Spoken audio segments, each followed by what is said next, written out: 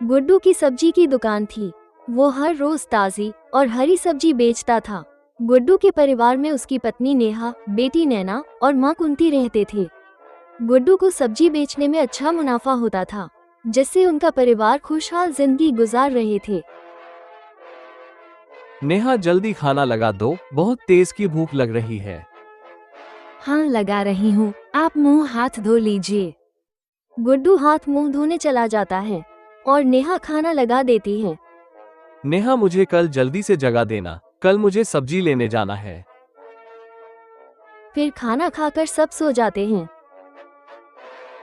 अगले दिन गुड्डू जल्दी उठकर सब्जी लेने चला जाता है और हरी और ताज़ी सबसे लाकर बेचे लगता है। गुड्डू भाई 1 किलो आलू और 1 पाव टमाटर दे दो। बड़े ही दिन बाद सब्जी खरीदने आए हो, कहीं और से खरीदने लगे थे क्या? मुझे पिटाना है क्या? अगर मैं कहीं दूसरे दुकान से खरीदता हूँ तो मेरी माँ मुझे बहुत डांटती है। वो क्या है ना, हम कुछ दिनों के लिए गांव से बाहर गए थे। वो ग्राहक सब्जी लेकर चला जाता है। ऐसे ही पूरे गांव वाले गुड्डू की दुकान से ताज़ी सब्जी खरीदते और गुड्डू भी अपनी दुकान से बहुत प्यार करता था।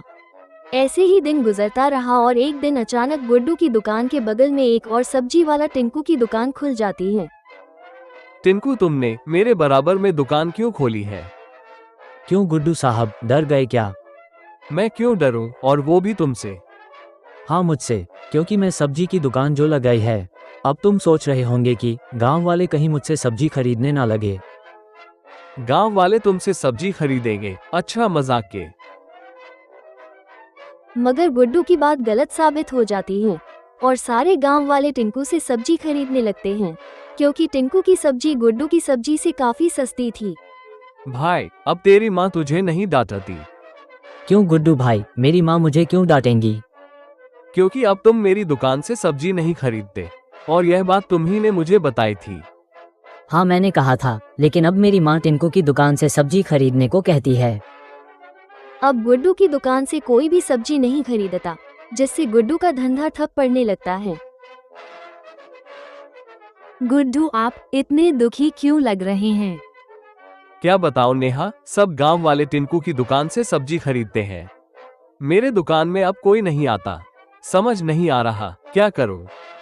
चिंता मत करिए, कोई ना कोई रास्ता निकल आएगा। जब रोज रोज गांव वाले सस्ती की वजह से बासी सब्जी खाते हैं तो धीरे धीरे करके गांव वाले बीमार पड़ने लगते हैं। मुखिया जी, कुछ करिए, लगातार गांव वाले बीमार हुए जा रहे हैं। वही मैं भी सोच रहा था कि शहर से कोई बड़े डॉक्टर को बुलाऊं। हाँ मुखिया जी, जल्दी से बुला लीजिए, ना जाने हमारे गांव को किसकी नजर लग गई है। फिर शहर से एक बड़े डॉक्टर को गांव में बुला लिया जाता है। डॉक्टर साहब, ना जाने पूरे गांव वालों को कौन सी बीमारी हो गई है, जरा चेक तो करिए। फिर डॉक्टर सबकी जांच करके कहता है, मुखिया जी, सबको फूड पॉइजनिंग हुई है। लेकिन डॉक्टर साहब, हम पौष्टिक आहार ही खाते हैं। जब आप लोग पौष्टिक आहार खाते हैं तो ये बीमारी आपको कैसे हुई? मुझे लगता है ये किसी की बेईमानी है। आप लोग पुलिस को बुलाकर जांच कराइए। डॉक्टर की बात से गांव वाले सहमत होकर पुलिस को बुला लेते हैं। जब पुलिस आकर जांच करती है तो पता चलता है कि टिंकू की बासी सब्जियों की वजह से पूरे गांव वाले बीमार पड़ रहे हैं। आइए टिंकू जी, आपकी अच्छे से खबर लेंगे। मैं क्यों जेल जाऊं? मैंने कभी भी किसी से अपनी सब्जी खरीदने के लिए नहीं कहा। वो सब खुद ही खरीदते थे। लेकिन इंस्पेक्टर साहब, इसकी सब्जी सस्ती होने की वजह से हमने खरीदा। क्या मैं आप लोगों को बेवकूफ़ दिखता हूँ जो ताज़ी सब्जी आधे दाम में दूंगा? इंस्पेक्टर साहब, इन सब ने अपनी मर्जी से खरीदा था। देखा गांव वालों, कुछ पैसे बचाने के चक्कर में आप लोगों ने अपनी जान खतरे में डाली।